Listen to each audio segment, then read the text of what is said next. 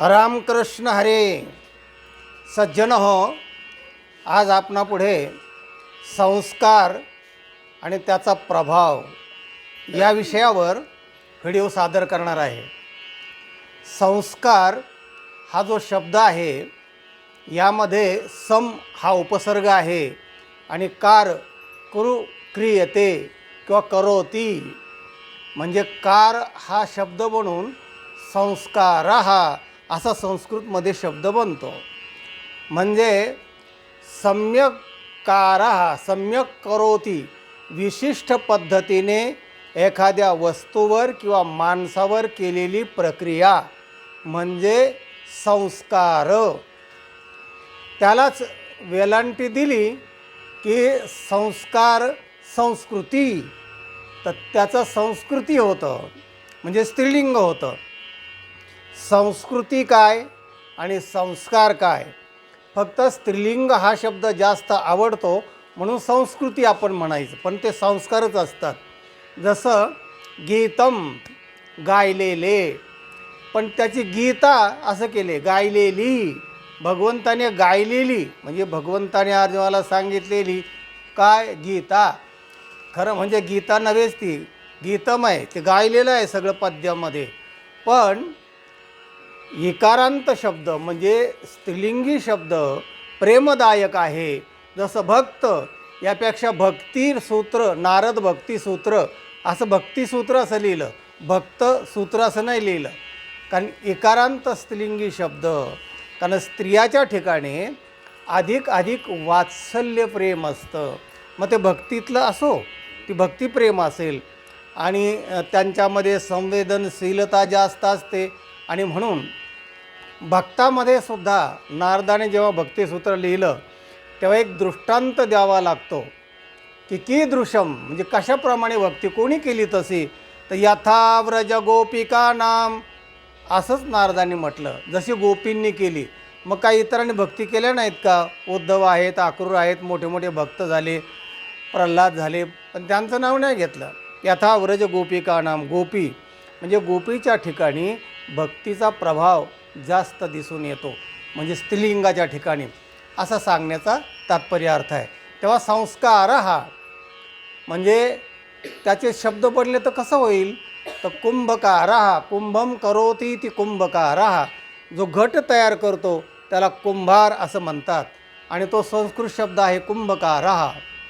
माळा तयार करतो हार त्याला मालाकारः.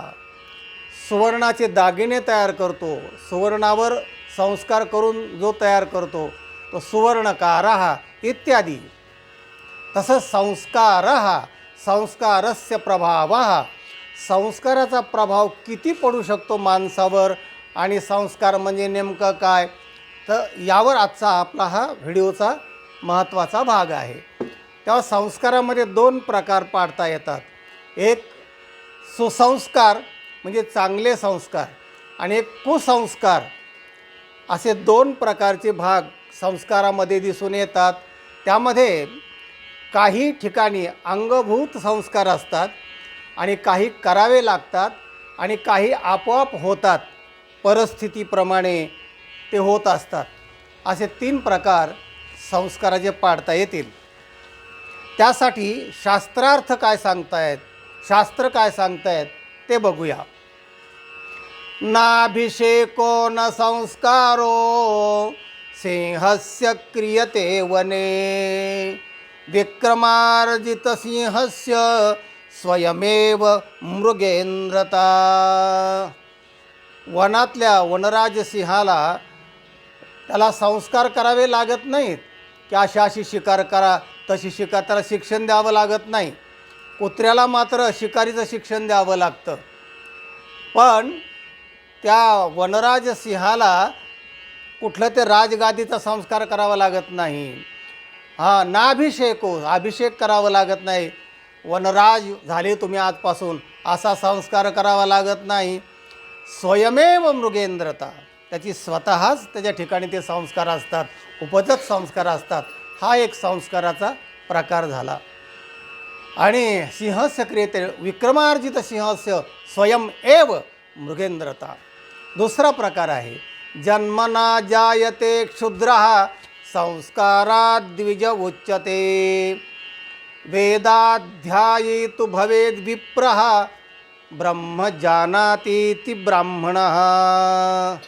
जन्मना जायते क्षुद्रः, माणूस सगळ्या प्रकारचे माणसं एकाच पद्धतीने जन्माला येतात सामान्यतः, आणि जन्मना जायते क्षुद्रः, तो क्षुद्र असतो म्हणजे सामान्य असतो, आणि मग त्याच्यावर संस्कार केले म्हणजे मौजी बंधन, मुसलमानामध्ये सुनता करत असतील आणि हिंदूमध्ये मुंज करतात, मौजी बंधन केलं की मग त्याला तो संस्कार असतो एक प्रकारचा, आणि तो संस्कार केला की मग त्याच्यात द्विजत्व येतं. द्विज, दोन जन्म ज्याचे तो द्विज, जे दोन जन्म आहेत असा तो, म्हणजे आईच्या पोटातून होतो आणि संस्कार केल्यावर दुसरा जन्म होतो, मग तो द्विजत्वाला येतो. संस्कारात द्विज उच्यते. वेदाध्यायितु भवेद् विप्रः, आणि वेदाध्ययन केलं की मग त्याला विप्र ही संज्ञा येते. आणि ब्रह्मजानातीति ब्राह्मणः, ब्रह्मज्ञान जर झालं तर मग त्याला ब्राह्मण अशी संज्ञा प्राप्त होते, म्हणजे जो ब्रह्म जाणतो तो ब्राह्मण असतो.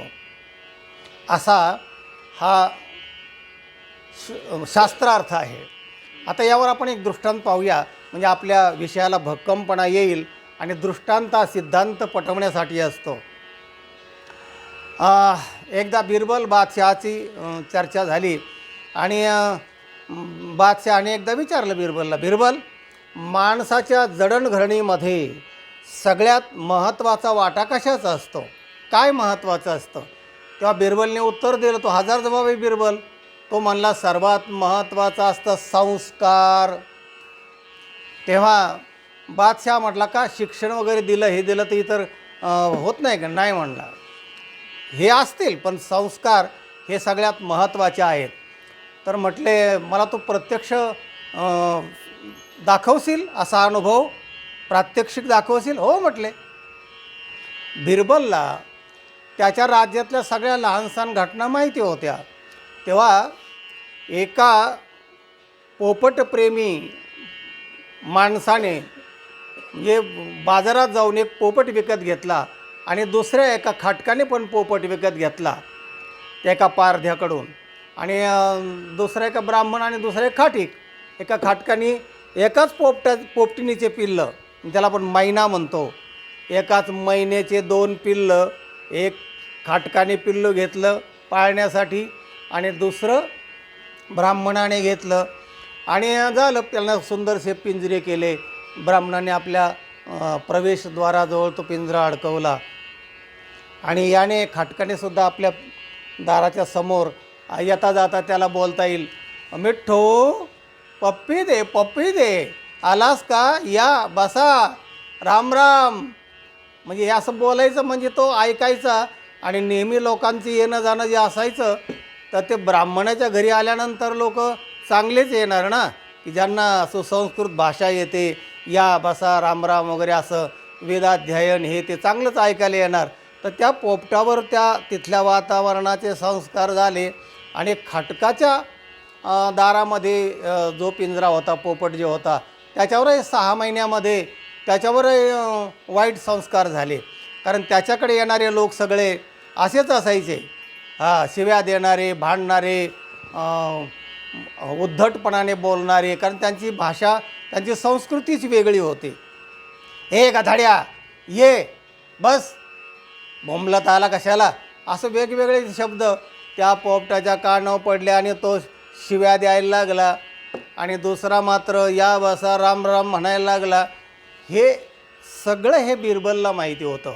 तेव्हा 6 महिन्याने बिरबलने बादशहाला बरोबर घेतलं आणि सांगितलं, चला तुम्हाला प्रात्यक्षिक दाखवतो, संस्काराचा प्रभाव काय असतो तो. चल म्हणाले. गेले. प्रथम त्या खाटकाच्या घरी बिरबलने या बादशहाला नेलं, थोडं कमी कर. आणि झालं, बिरबलन बादशाह दिसल्यानंतर ते पोपट वरडायला लागला, हे गधाड्यांनो, आले का, बसा. आणि त्याला शिवाय द्यायला लागले तो. तर राजालाही थोडं वाईट वाटलं, म्हणले काय हा प्रकार आहे. झालं, आतमध्ये गेले आणि मग बाहेर आले आणि काय झालं का म्हणे, हो चला म्हणले आता दुसरीकडे, दुसरा तुम्हाला प्रकार दाखवतो. या पोपटाने शिव्या दिलेले ऐकले ना, म्हणले हो ना, अरे गाधाड्या म्हणलं. हां, बरं. मग ते ब्राह्मणाच्या घरी गेले. ब्राह्मणाच्या दारात प्रवेश केल्याबरोबर या राम राम बसा असं तो पोपट बोलायला लागला. अरे हा तर पोपट वेगळाच बोलते म्हणाले. पिल्लं तर सारखेच दिसत होते, 6-6 महिन्याचे ते पिल्लं होते. आणि मग झालं, आले परत बादशाह आणि बिरबल. आल्यानंतर त्यांनी विचारलं काय कसं काय, म्हणले शाब्बास म्हणाले बिरबल, तुम्हाला प्रात्यक्षिक दाखवलं. पण याचा अर्थ काय होतो? एक पोपट शिव्या देतोय, दुसरा ओव्या गातोय, या बसा रामराम म्हणतोय. तेच तर म्हणलं संस्कार. कारण त्या खाटकाच्या घरचा जो पोपट आहे तर त्याच्याकडे सगळे असे असंस्कृत माणसं येणार, शिव्या देणारे, भांडणारे, बोलणारे, ते खाटिकाचाच धंदा असणारे लोक असते, कापाकापीचे धंदे करणारे. त्यामुळे त्याच्यावर तसेच संस्कार झाले साहेब. आणि ब्राह्मणाच्या घरी ते असे माणसं चांगले येणार, वेदाध्ययन करणारे, शास्त्र सांगणारे. मग ते या बसा मालक जसा म्हणायचा ते पोपट ऐकायचा, त्याच्यावर तसे संस्कार झाले. म्हणजे असे संस्कार होत असतात. आणि त्याच्यामुळे तो पोपटाचा दोष नाही, तो तिथल्या वातावरण त्या संस्काराचा दोष आहे. आणि म्हणून संस्कार हे महत्त्वाचे आहेत. मग त्यातले चांगले संस्कार कसे आणि वाईट कसे हे पाहायला पाहिजे. आणि तिसरा जो मुद्दा आहे, काही अंगभूत असतात, जसं सिंहाचं सांगितलं, दुसरे करावे लागतात, जसे हे केले संस्कार, कुसंस्कार आणि सुसंस्कार खाटिक आणि ब्राह्मणाच्या घरचे हे वातावरणाने होतात.